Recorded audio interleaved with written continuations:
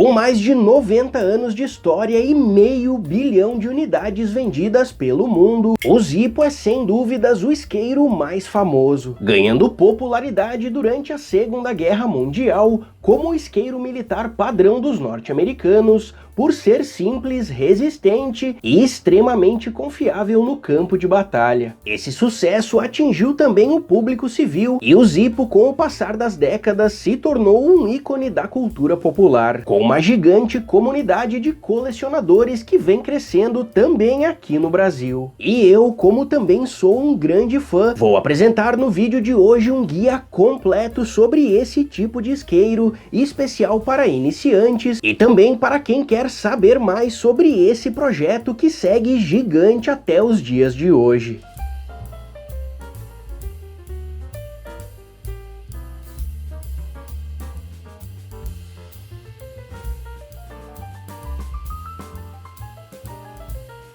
Esse guia está dividido em 4 partes: a incrível história do isqueiro Zippo, seu funcionamento e anatomia, sua preparação e utilização, e por fim a manutenção básica. Então prepara teu bloco de notas e bora pro vídeo. O isqueiro Zippo foi criado na cidade de Bradford, na Pensilvânia, no início dos anos 30 por George Grant Blaisdell, inspirado em um isqueiro austríaco muito simples, mas que precisava das 2 mãos para utilizar. O inventor, que gostava do isqueiro, decidiu modernizar o projeto, mantendo a simplicidade, mas permitindo uma operação mais rápida, com somente uma das mãos. No ano de 1932, esse novo projeto foi desenvolvido e chamado de Zippo. Em 1936, a patente foi registrada e o isqueiro começou a se espalhar pelo público civil. Mas a história de sucesso começa mesmo no início dos anos 40, com os Estados Unidos entrando na Segunda Guerra Mundial, onde esse projeto simples, resistente e extremamente confiável acabou conquistando os militares. E praticamente todo soldado carregava um no bolso,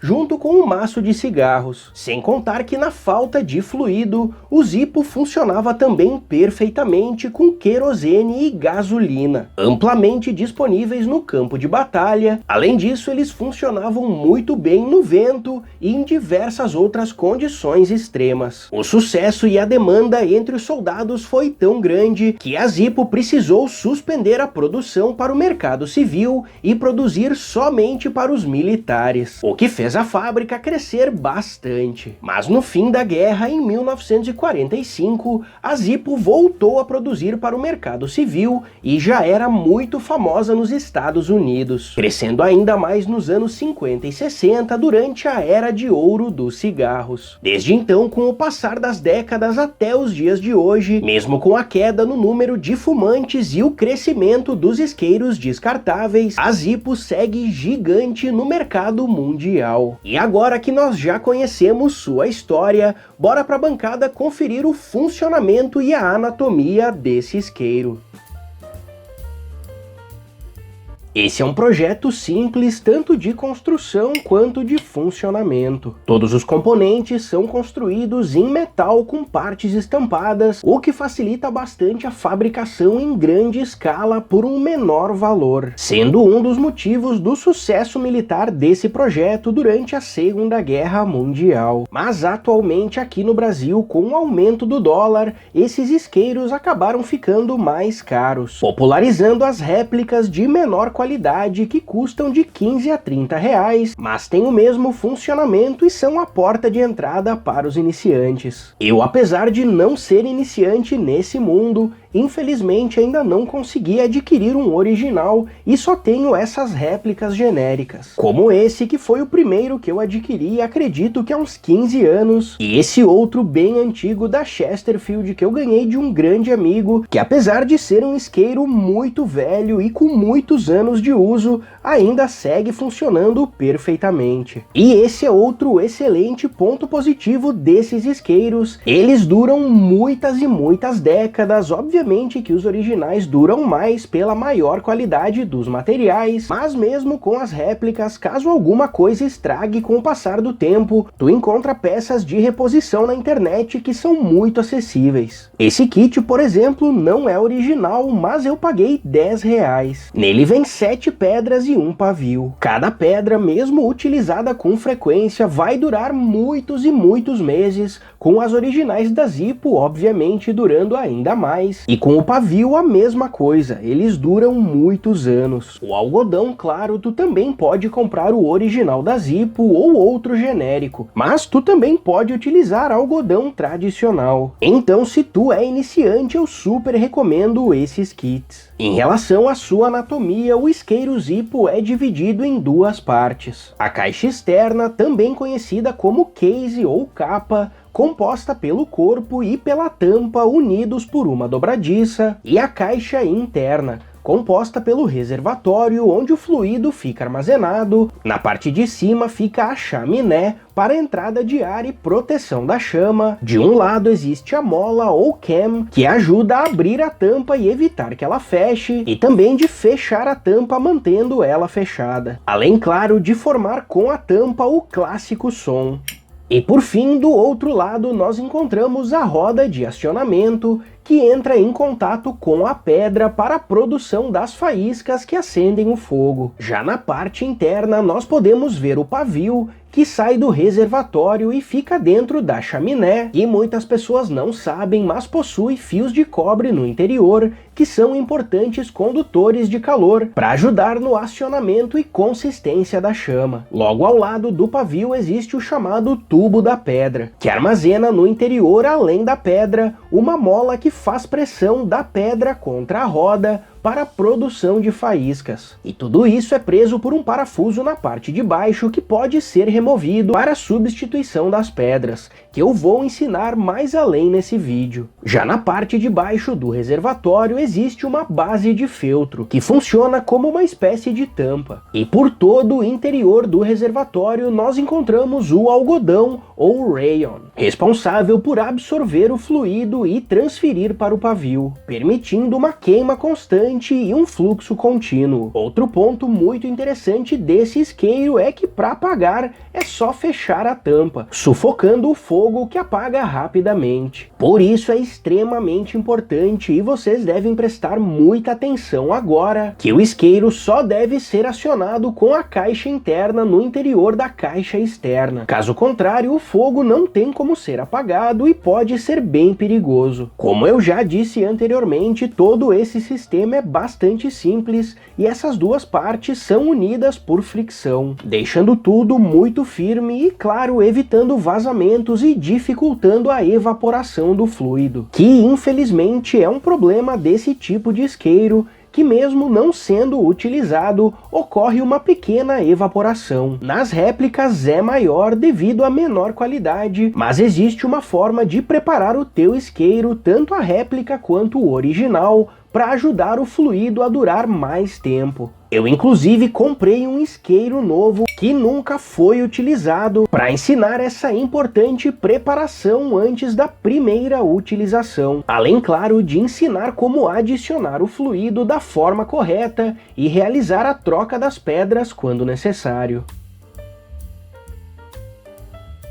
Essa preparação inicial deve ser feita porque a grande maioria dos isqueiros desse tipo, incluindo os originais, são produzidos por máquinas e não têm o pavio e o algodão inseridos da forma correta, porque é um trabalho mais delicado. Mas pode ter certeza que essa preparação inicial vai fazer o fluido durar muito mais tempo e tudo que tu vai precisar é de uma pinça. O primeiro passo, claro, é retirar a caixa interna. Em seguida, nós precisamos remover o parafuso e tu pode fazer isso com a pinça, com uma chave de fenda ou até mesmo com a tampa da caixa externa, soltando com cuidado para evitar que o parafuso saia voando junto com a mola. Nós vamos virar para a pedra cair também. Em seguida, com a pinça, nós vamos remover a base de feltro. E agora nós vamos remover absolutamente todo o algodão do interior do reservatório, deixando somente o pavio no interior. Mas se o pavio sair junto, realmente não tem problema, tu consegue inserir ele novamente com a pinça,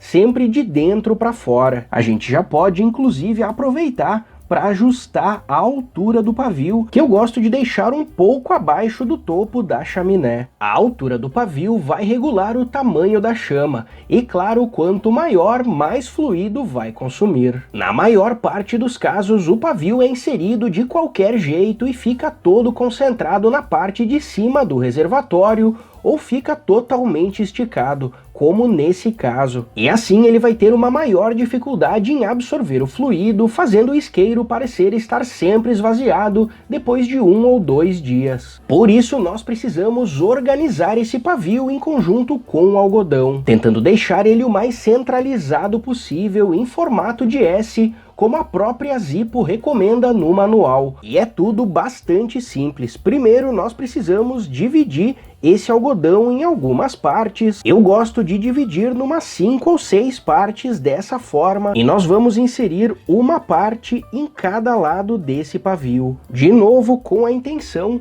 de tentar deixar ele o mais centralizado possível. Em seguida nós vamos fazer a primeira curva do S, que eu gosto de fazer na direção da mola, puxando o pavio para o lado, adicionando outra parte de algodão, e a gente vai fazendo isso até o final, até inserir a última parte do algodão. Depois é só inserir a base de feltro, inserir a pedra, a mola no lugar e prender tudo novamente com o parafuso. E o parafuso realmente não precisa apertar muito, só o suficiente que ele fique no lugar. E pronto, o isqueiro já foi preparado e está pronto para o fluido, que é o nosso próximo assunto. Por mais que o isqueiro funcione perfeitamente com querosene e gasolina, eu recomendo que vocês utilizem somente fluido de isqueiro para aplicação no dia a dia, porque é um combustível mais seguro e desenvolvido especialmente para essa aplicação. Outros combustíveis são recomendados somente em casos extremos, onde tu realmente não tem acesso ao fluido tradicional, como no caso das guerras e num cenário de sobrevivência. O fluido de isqueiro está amplamente disponível no mercado nacional em diversas marcas, desde os mais baratos nesses tubos plásticos até os mais caros que vêm nessas latas, como o fluido original da Zippo. A diferença entre os preços é a qualidade da chama e também a duração do fluido no isqueiro, sem contar que os mais baratos têm um cheiro mais forte durante a queima. Mas então, bora aprender a forma correta de abastecer ou reabastecer um isqueiro Zippo. Depois de retirar a caixa interna, nós vamos empurrar a mola para dentro, nós vamos posicionar a caixa interna de cabeça para baixo dentro da externa, para que nos casos de vazamentos o fluido escorra para dentro da caixa e não pela tua mesa. Em seguida nós precisamos levantar a base de feltro e despejar o fluido diretamente no algodão. Muitas pessoas dizem que esse furo no feltro serve para isso, mas não é verdade. Se tu abastecer por aqui, vai encharcar o feltro,